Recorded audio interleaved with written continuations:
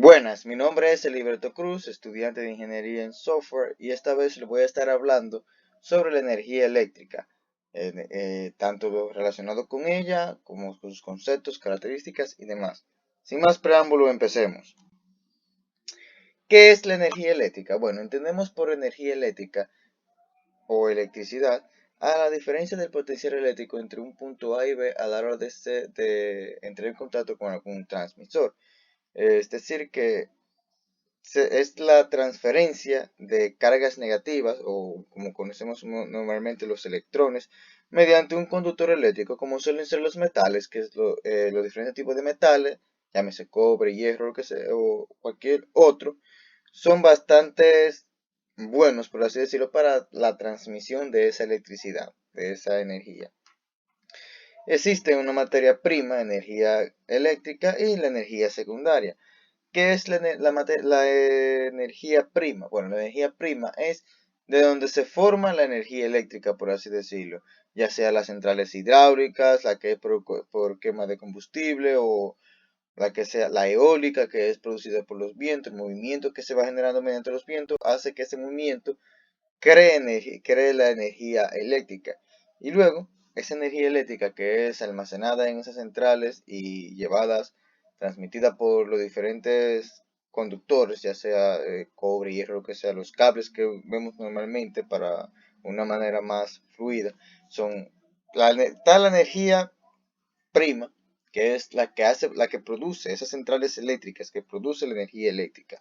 Luego esta energía es almacenada y transmitida por esos, en una forma más clara, esos cables que vemos eh, en las calles y en lo demás, es almacenada en los transformadores, y de ahí es redirigida a los diferentes puntos, sea ya la casa o trabajo, dependiendo de qué tanta porción de energía necesiten, y se transmite en la energía secundaria, que la energía secundaria pues ya es en lo que se transforma la energía eléctrica, ya sea energía lumínica, de sonido, de calor, etcétera.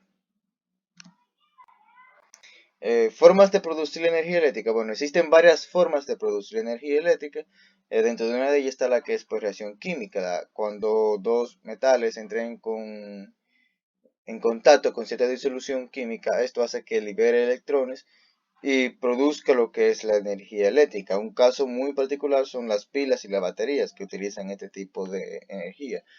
La inducción electromagnética. Bueno, la inducción electromagnética se entiende cuando algún conductor que está en movimiento entre un campo electromagnético, ya sea un imán por así decirlo, esto hace que vaya desprendiendo electrones mientras se mantiene en movimiento. Un caso que utilizan estos son los dínamos y los alternadores. Por la luz, esta es muy conocida también, y es que ciertos metales cuando entran en contacto con la luz, especialmente la luz solar, hace que desprendan electrones. Si estos electrones son guiados por algún hilo que haga que los almacene, pues ahí tenemos ya la electricidad. Y un caso que obviamente conocemos son los paneles solares. También quise agregar lo que son por movimientos, ya sea que en las centrales hidráulicas o la energía eólica o como sea, genera la electricidad mediante el movimiento. Por ejemplo, las centrales hidráulicas es por el movimiento de las mareas, de las corrientes del río, del agua, hace, forma un movimiento, y ese movimiento es que genera la electricidad, al igual que en las eólicas, el viento golpea contra aquel molino, por así decirlo, y ese giro es el que permite la creación de la energía. Bueno, pasamos ahora a hablar un poco sobre la teoría atómica, porque hablamos de los electrones y todo eso, pero necesitamos tener un enfoque en qué son los electrones, en dónde están los electrones. Bueno, y es en el átomo que tenemos la respuesta. La palabra átomo proviene del griego y se entiende como el átomo, que es la forma más pequeña de subdividir la materia. O sea, que es lo más pequeño en lo que podemos subdividir la materia, y que toda la materia contiene átomos. Eh, el átomo está compuesto por protones que contienen energía positiva, los neutrones que contienen energía neutra y los electrones que tienen energía negativa. Y estos los protones y neutrones conforman el núcleo del átomo, mientras que los electrones circulan alrededor de dicho núcleo. Cuando un átomo contiene la misma cantidad de protones y de electrones, se entiende que es eléctricamente neutro. Ahora, hablando un poquito más de los electrones se dividen en varias capas que giran en contorno al núcleo del átomo. La última capa se entiende como la capa de valencia y esta debe de tener al mínimo 8 átomos para que sea estable. Ahora, y para que tenga 8 electrones tiene que tener al menos más de una capa. Si solamente tiene una sola capa, pues basta con tener 2 átomos.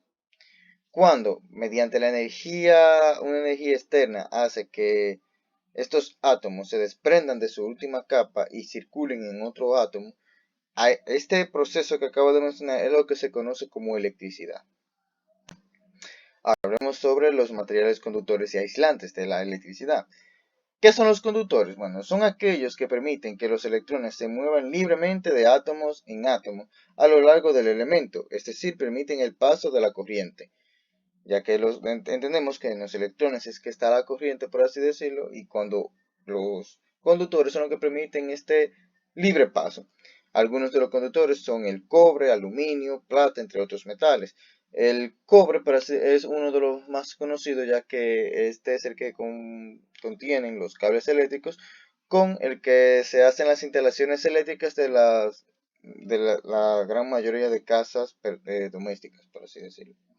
Pero no es el único. Según la necesidad, pues se utilizan diferentes tipos de metales para poder transmitir o transportar, mejor dicho, dicha corriente eléctrica. También están los aislantes. Los aislantes, a diferencia de los conductores, estos retienen los electrones en el átomo, o sea que no permiten la circulación fluida de la electricidad y por ende no son tan buenos como conductores eléctricos. Vaya la redundancia. Algunos de ellos son como el plástico, el vidrio, la madera, en el cual si por casualidad un metal que está transportando energía eléctrica es puesto en contacto con una madera, por así decirlo, esto lo que haría es que no, o sea, la madera no seguiría transportando la electricidad, sino que la retendría en ella.